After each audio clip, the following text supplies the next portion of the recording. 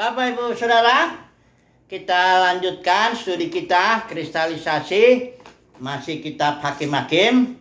Kali ini kita pelajari dulu Hakim Simson. Ya, ini ceritanya cukup panjang ya. Pasal 13, Hakim-Hakim 14, 15, 16, ya 4 pasal ya. Menceritakan tentang Simson ini ya. Kita bicara dulu sebentar ya. Ini Simson ini tidak tahu apakah bisa kita selesaikan hari ini. Kalau enggak kita sambung besok. Yang pertama, Simson itu seorang yang dikatakan di sini najir ya. Jadi ini ceritanya kembali seperti biasa orang Israel melakukan yang jahat, ayat pasal 13 ayat 1. Tuhan menyerahkan mereka ke dalam tangan orang Filistin 40 tahun lamanya. Cukup lama ya.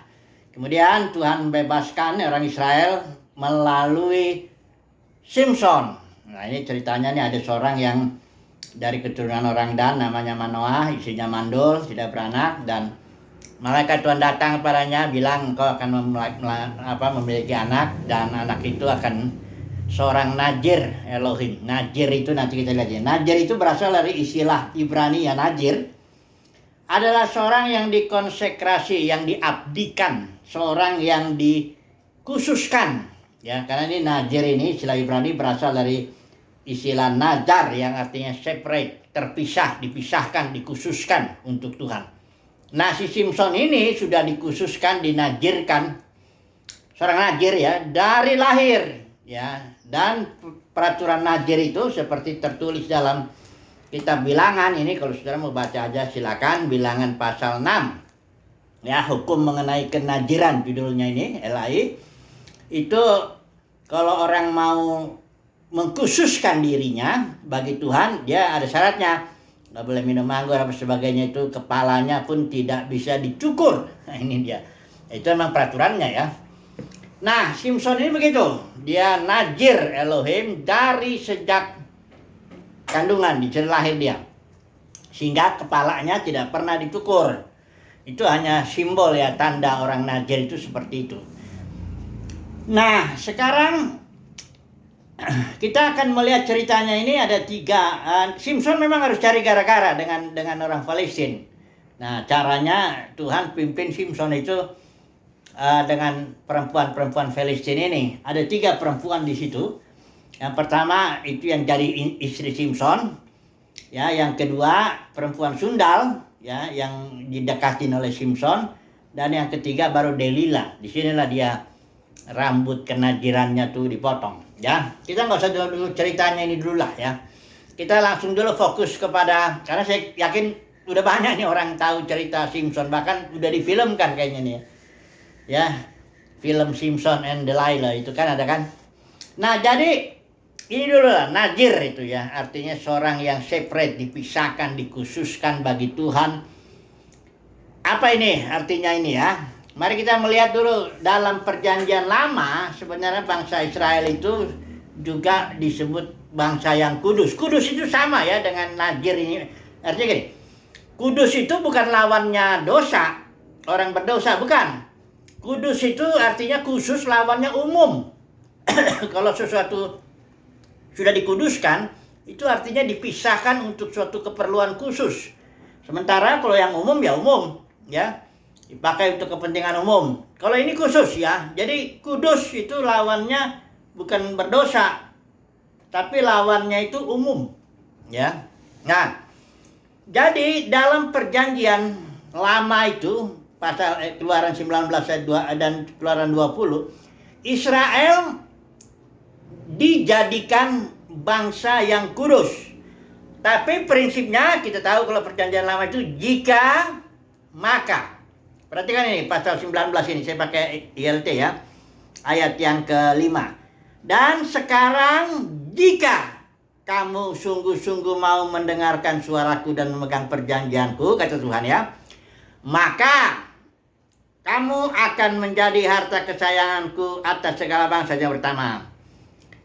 Kedua, kamu akan menjadi imamat rajani, artinya imam-imam dan raja-raja Israel ini ya. Kemudian yang ketiga, kamu menjadi bangsa yang kudus. Tapi ingat ya, prinsip jika kau dengarkan dulu suara Tuhan begini, maka ada 3 hal. Engkau menjadi umat kesayangan Tuhan, engkau akan menjadi imam-imam dan raja-raja, engkau akan menjadi bangsa yang kudus. Coba saudara bandingkan prinsip perjanjian baru. Perjanjian baru tidak memakai pola jika maka. Enggak begitu. Saya sudah pernah bicara itu. Ya. Prinsip perjanjian baru itu sudah dan karena itu. Ya, coba dulu lihat ya, Petrus ya. Surat Petrus itu, Petrus pasal 1, pasal 2. Surat Petrus pertama, 1 Petrus 2 ayat yang ke-9. Dikatakan di sini, kamulah bangsa yang terpilih. Atau ya, imamat yang rajanya atau imam-imam dan raja-raja.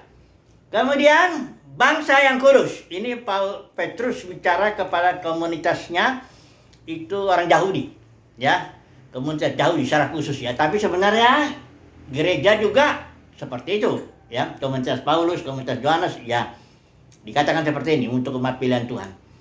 Jadi dalam prinsip perjanjian baru ini tidak ada pola jika dan maka. Kalau dalam perjanjian lama, jika engkau mendengarkan suaraku, kata Tuhan ya, Keluaran 19:20, maka kamu akan jadi umat kesayangan, imam-imam raja-raja dan bangsa yang kudus. Jika. Kalau di sini perjanjian baru, Petrus bilang, kamulah sudah ya, kamu tuh sudah umat kesayangan Tuhan, sudah dipilih, engkau sudah bangsa yang kudus. Nah, baru nanti karena itu, ini karena ada tujuannya yang memanggil kamu ke dalam terangnya yang ajaib. Ya. Baru ayat 11. Hai yang aku menasihati kamu sebagai orang asing agar menghindari, baru Paulus bilang, keinginan-keinginan daging, berperang melawan jiwa dengan memelihara perilaku yang baik sebagainya. Kamu sudah bangsa yang kudus. Kamu sudah dipilih. Ya. Karena itu, baru ada nasihatnya. Identitas kita dulu, ya, identitas kita sebagai garam dan terang, sebagai umat pilihan Tuhan, sebagai bangsa yang kudus itu dibicarakan dulu. Dan kalau orang mendapat kasih karunia untuk beriman, dia percaya. Puji Tuhan, aku sudah kudus. Puji Tuhan, aku sudah dipilih. Puji Tuhan, aku sudah dibenarkan. Puji Tuhan, aku sudah diampuni dosaku dan sebagainya. Baru karena itu, sebagai identitas umat pilihan Tuhan, aku bertindak. Kira-kira begitu ya prinsipnya. Jadi ini general principle, istilahnya prinsip yang atau perkara-perkara utama yang sangat-sangat general, yang sangat-sangat umum. Kalau orang nggak ngerti perbedaan ini, udah mulai kacau. Nanti dibawa masuklah dalam dunia kekristenan banyak tuh, dibawa masuk prinsip jika dan maka. Jika engkau mendengar suara Tuhan, maka engkau jadi bangsa yang kudus. Jika engkau bayar perpuluhan, maka engkau diberkati. Jika engkau menundukkan diri sama saya di sini, sebagai pemimpin, maka hidupmu dilindungi. Jadi, jika maka ini konyol banget ini. Itu prinsip perjanjian lama. Bukan berarti dalam perjanjian lama kasih karunia-Nya lebih sedikit daripada perjanjian baru. Enggak, ini jelas perjanjian lama Tuhan bertindak luar biasa kepada Israel, penuh dengan kasih karunia, ya. Penuh dengan kasih karunia. Hanya di sini memang prinsipnya jika maka. Orang-orang umat pilihan Tuhan di dalam konteks perjanjian lama itu adalah orang-orang yang mendapat kasih karunia sehingga dia bisa menjalani prinsip itu jika dan maka. Kalau dia bersalah, Daud bilang, berbahagialah orang yang diampuni dosanya. Ya, dalam prosesnya tentu ada kegagalan-kegagalan kayak nanti kita lihat Simson di sini. Ya, tapi tetap Simson itu pahlawan loh. Dalam Ibrani 11 jelas dibilang Simson, Gideon, Simson, Barak sama Jeftah. Itu disebut pahlawan. Bukan berarti mereka nggak punya kesalahan. Tapi identitas seseorang tidak berubah karena kesalahannya. Ingat ini. Perjanjian baru. Kamu adalah son of God. Ya, oleh karena Yesus sudah pilih kita, karena dipilih Tuhan sebelum dunia dijadikan. Kita umat pilihan Tuhan adalah putra-putra Elohim. Nah, kalau perbuatan kita salah gimana? Apa kita berubah jadi tidak putra lagi? Enggak. Kita tetap anak, cuma anak yang hilang, ya. Tapi gembala yang baik itu akan cari terus sampai dapat. Atau bapak yang penuh kasih itu, ingat ya Lukas 15 itu perumpamaan itu, bapak yang penuh kasih tetap menantikan sehingga anak itu kembali. Ingat ya, identitas kita ini. Jadi dalam perjanjian baru itu identitas dulu dijelasin. Kamu sudah dipilih, kamu adalah bangsa yang kudus, kamu adalah garam dan terang, kamu adalah apa? Umat sayangan Tuhan gitu. Nah, identitasnya jelas ya. Barulah kita disuruh kerjakan keselamatan kita.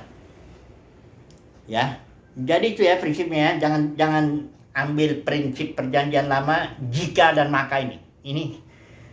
Ini memang konteksnya perjanjian lama ya, memang begitu pengaturan Tuhan dispensasi. Kalau saudara lihat dalam 1 Timotius 1:4 itu dispensasi Elohim itu memang begitu, ada babakan-babakan. Cara Tuhan memperlakukan umatnya tiap babak itu beda.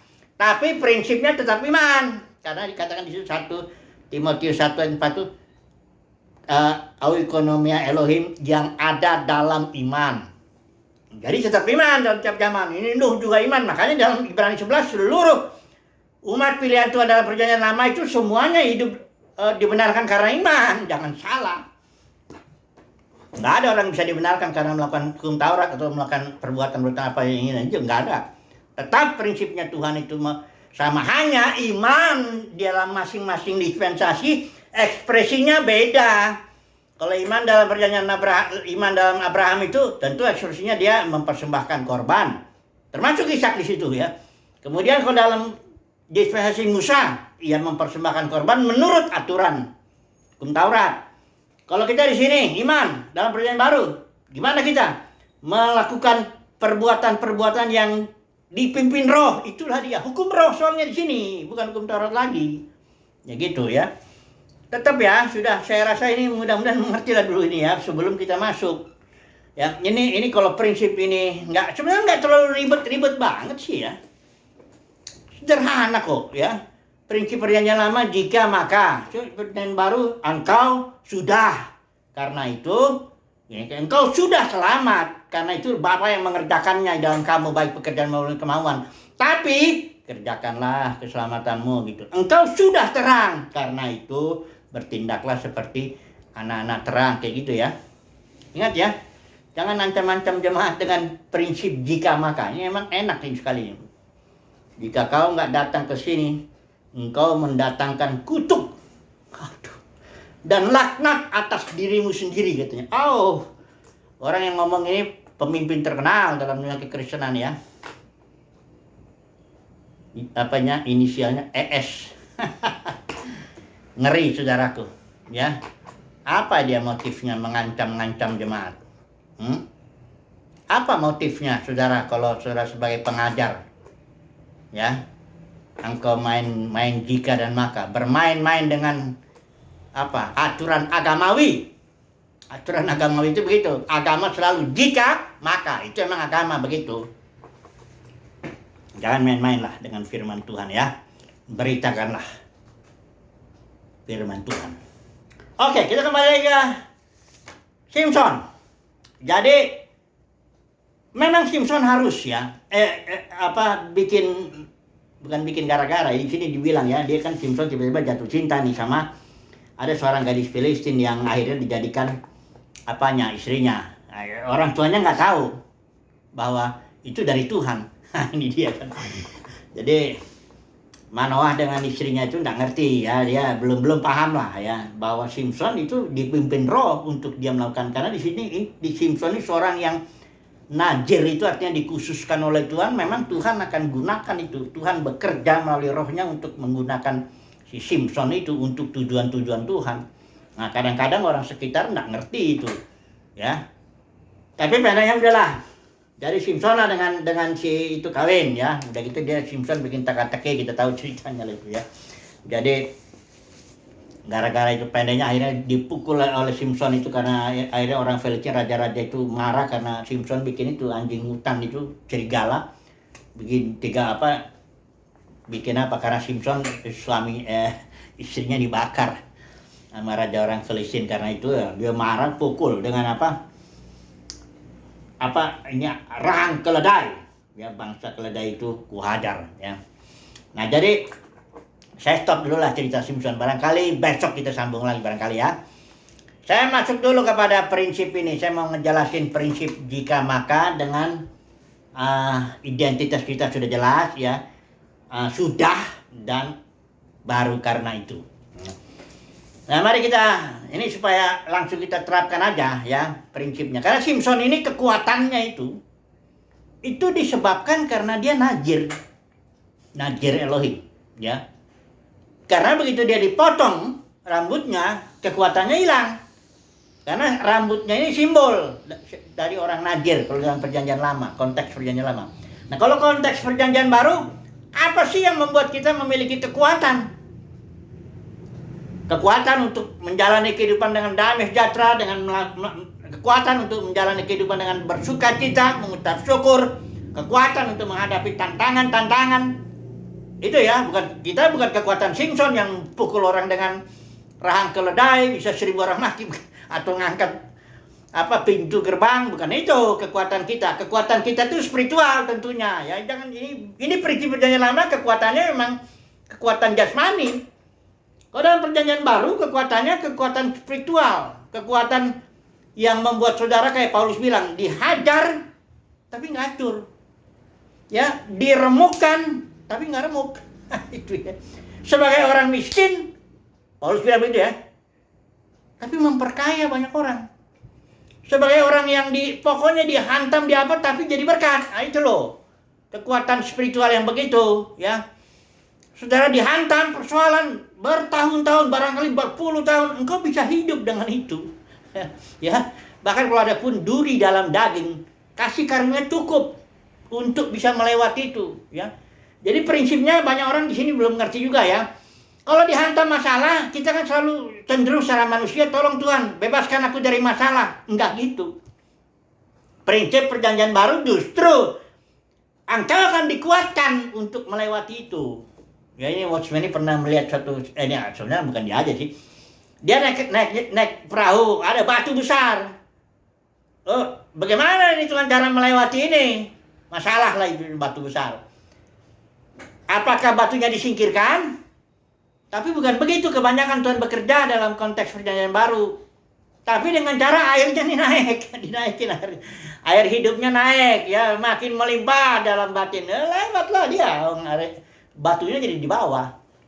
Kayak gitu ya. Sengaja memang Tuhan bikin rintangan-rintangan itu supaya kita semakin kuat secara spiritual untuk bisa melewati itu. Jadi jangan doakan masalahku tolong Tuhan supaya selesai begini, enggak. Doa kita Tuhan, kasih karunia cukup, aku bisa lewatin itu. Ya, kayak Kaleb dengan Yosua. Spiritnya tuh begitu. Ada di situ orang enak, besar-besar. Ada di situ kota yang berkubu. Tapi kita akan jadikan itu makanan. Malah itu itu bedanya ya. Oke lah, sekarang kita masuk dulu ini waktunya 5 menit lagi ya. Saya mau menjelaskan 5 poin ini mengenai prinsip jika maka dengan prinsip sudah dan karena itu ya. Yang pertama dulu kita lihat di surat Roma. Di surat Roma itu jelas ya. Keselamatan kita sudah jelas karena iman. Justification by faith, sanctification by faith, pengudusan, dan glorification by faith. Semuanya karena iman. Trilogi keselamatan ini sudah. Ya, perhatikan itu ya. Sudah kita selamat. Karena itu, Roma pasal 12-nya kita lihat di sini deh. Karena itu, mana yang ini ya. Roma pasal 12 ya. Ayat 1 2. Karena itu, pasal 12 ayat 1 itu. Karena itu, saudara-saudara, demi kemurahan saya pakai ya. Demi kemurahan Allah, aku menasihatkan kamu supaya kamu mempersembahkan atau mengkonsekrasikan, mengkuduskan tubuhmu sebagai persembahan yang hidup, yang kudus, dan yang berkenan kepada Tuhan. Itu adalah ibadahmu yang sejati satu ya. Karena itunya. Yang kedua, karena itu, janganlah kamu menjadi serupa dengan dunia ini. Pikiranmu, tujuan, misi, dan visimu jangan sama dengan orang dunia ini. Kan kadang-kadang kan dalam kekristenan ya sama aja. Makanya para motivator laku dalam dunia kekristenan. Sama kok tujuan, misi, dan visi hidup suksesnya sama, mirip-mirip lah. Beda-beda tipis lah gitu ya. Jadi Kenapa di sini dibilang pasal 12? Karena itu. Karena apa? Karena sudah selesai. Justification by faith-nya sudah selesai. Kau sudah dibenarkan. Sanctification by faith-nya sudah. Engkau sudah dikuduskan. Glorification by faith-nya sudah. Hanya memang seperti saya bilang, our God is the God of process. Artinya glorification ini kan pemuliaan. Artinya tubuh kita mendapat tubuh baru, tubuh kebangkitan, tubuh yang sama dengan Yesus. Itu nanti di pasal 8 itu kita ditampilkan. Tapi sudah ini, kita sudah dibenarkan karena iman, kita sudah dikuduskan karena iman, kita sudah dimuliakan, ya, glorification by faith juga. Sudah. Karena itu satu, persembahkan tubuh pada Tuhan. Kedua, pikiran, akal budi berubah. Jangan mirip-mirip lah tujuan, misi dan visi kita dengan orang dunia ini. Kan gitu. Ini ya prinsipnya ya. Jadi sudah, karena itu jangan bawa lagi prinsip itu jika, maka. Itu konteks perjanjian lama. Itu satu ya. Ini kayaknya saya nggak bisa selesaikan semua, tapi ini saya coba dulu terus. Yang kedua, saya mau bicara mengenai the kingdom of God. Ini banyak orang kan ingin masuk kerajaan surga nih, dalam dunia kekristenan. Berlomba-lomba mereka dengan prinsip jika dan maka. Jika saya datang ke gedung kebaktian, terus saya di situ berharaplah saya supaya saya masuk surga, kan gitu kan? Coba lihat tanya di survei dia. Itu saya yakin dari 1.000 orang yang datang, barangkali 1.000-1.000-nya datang ke sana. Kenapa ya? Karena saya mau masuk surga. Karena itu dia pakai prinsip jika. Kebetulan lah ini kan si pengkhotbah ini, ya kebetulan. Kau ingin masuk surga ya? Jika kau masih ingin masuk surga, maka, nah ini biasanya ada bikin 5 itu, 7 ya. Engkau harus berdoa, baca Alkitab, gini. Biasanya yang kelima suka perpuluhan tuh. Matilah orang di situ, dijebak oleh permainan agamawi. Saya mau bicara dulu tentang kingdom ini ya. Mudah-mudahan sempat ini. Kalau saudara dan saya belum sadar bahwa kita sudah dalam kerajaan surga, kita sudah masuk kerajaan surga sekarang, maka kalau kita mati tidak akan masuk. Mari dulu kita lihat dulu. Bentar ya. Supaya jangan nanti kita, tapi saya yakin umat pilihan Tuhan tidak bisa ditipu-tipu ya. Sama pemimpin agamawi ini yang suka bermain-main dengan pola jika dan maka. Jangan-jangan dia sendiri pun tidak masuk ya. Kadang dia nggak yakin kok bagaimana. Ngapain beritakan kerajaan surga kalau kita sendiri belum di dalamnya? Buat apa? Ya. Jadi permainan aja ya. Saya pemberita kerajaan surga ini. Kenapa? Karena saya sudah di dalamnya. Surga, kerajaan surga dalam saya sudah di dalam kerajaan surga. Kalau nggak gitu buat apa? Itu kayak orang apa tuh yang suka calo itu yang di terminal itu, misalnya dari Jakarta dia ngomong Medan, ini bis mau ke Medan. Nanti dia pergi ke Medan bisnya dia sendiri di situ. Nah gitulah ya. Oke lah ya. Entos ini ada 2 istilah ini ya. Nah ini kayaknya nih sebaiknya saya nggak usah teruskan dulu lah. Pendeknya nanti saya sambung mengenai kingdom ya. Jadi ada 5 lah yang saya mau jelasin. Pertama dari surat Roma itu, surat pengudusan itu ya. Kedua nanti yang kingdom entos ini, kingdom ya. Nanti yang ketiga ini soal ini apa?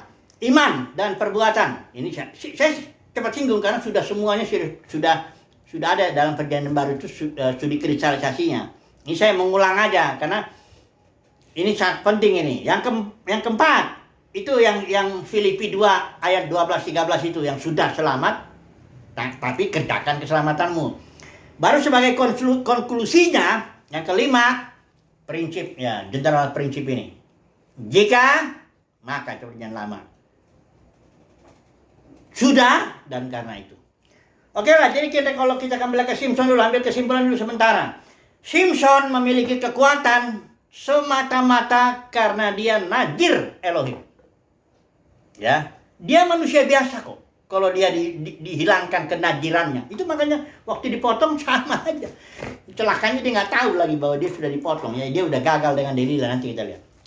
Oke lah, pokoknya kesimpulannya bahwa kekuatan Simpson adalah kekuatan karena najir Elohim. Nanti kekuatan saudara dan saya juga dalam konteks yang baru adalah karena kita sudah Asal kita paham, oh ya saya sudah dipilih, oh saya sudah dikuduskan, oh saya sudah dicintai Tuhan, saya sudah diberkati kayak begini. Pemahaman sudah ini akan membuat kita kekuatan bagi kita untuk menghadapi apapun. Ya, lebih dari pemenang. Ya, jangan jika berdoa maka kau menang. Ini kacau ini sudah. Jika kau datang ke kebaktian kau masuk surga, udah rusak udah. Ya, udahlah cukup ya. Haleluya, amin.